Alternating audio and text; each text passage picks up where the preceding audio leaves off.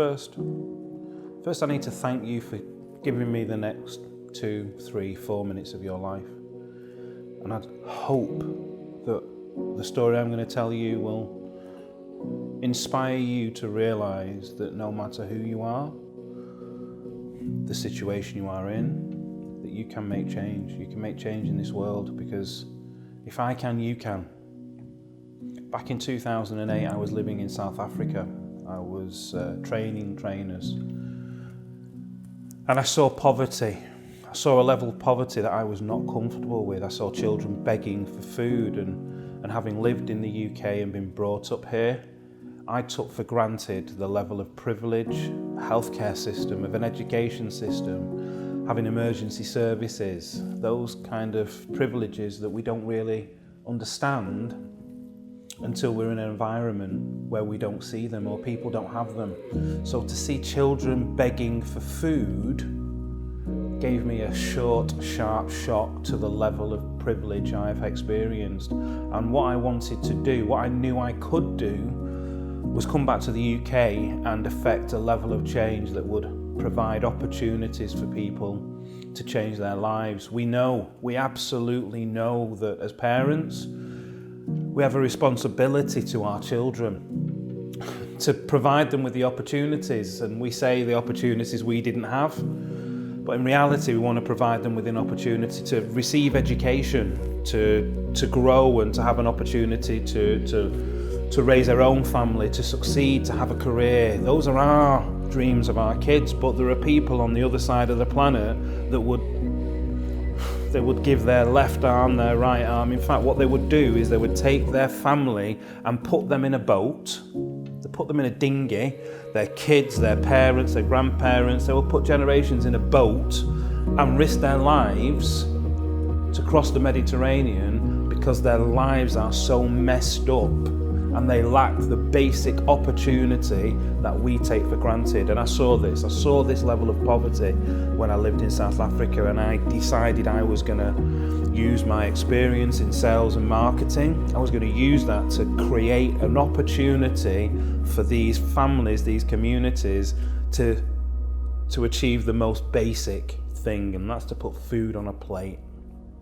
So when I came back to the UK, I identified the best way to change people's lives and empower them in a sustainable way is actually through trees. Trees are a panacea. If you take a community, the kind that stands at the back of a truck collecting aid, or the kind that would put 3 generations into a dinghy and risk their lives to cross the Mediterranean, if you take those kind of people and you educate them on the best way to use their land on a system called agroforestry, you provide them with infrastructure, you provide them with the tools, the nurseries, and then to provide them with 10 or 100,000 fruit trees, you're changing their lives. The fruit feeds them, the surplus provides them with the money, the economy, they can sell the fruit. The lower leaves feed their animals, and ultimately you're creating a truly sustainable life. And it's very, very much, as I forever being told when I tell my story to people, it's the give a man a fish principle. And the way we pay for that is we create initiatives, and those initiatives are ways that companies can work with us. So one of our initiatives, the idea is that restaurants who want to demonstrate their corporate social responsibility, they work with us, and for every single bill we make an absolute guarantee that a single tree will be planted in that diner's name. That tree will also mitigate, counterbalance, offset the carbon footprint of that meal. It will counterbalance the food waste in the production of that meal, which means that the diners at our partner restaurants not only have a great night out, great food, great company, great drink, they actually know at the end of it that what they've done is empowered a community in the developing world. It's a win-win-win-win-win for everybody. And that's what we do. We take these people and give them everything for a sustainable life, and not just for now, but for generations to come. And as a social entrepreneur, as somebody who in 2008, 2009 believed that I could use my experience and my career in sales and marketing to deliver change to people, to look back having planted 1 million trees and impacted thousands of people's lives, validates Marvin Baker. And I think that one of the things that is a norm for people is to always be looking forward at what you're going to do, what you're going to achieve, what your goals are, what your targets are.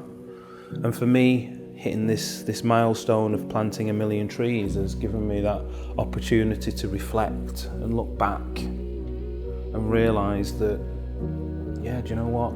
We can all find a way to make this world a better place. And forgive me for sounding so evangelical, but it's true. I'm somebody that was brought up on a council estate. I was someone who left school with 3 GCSEs. I dropped out of doing A-levels. I never went to university. But I have a passion for life and a desire, an absolute desire to help people.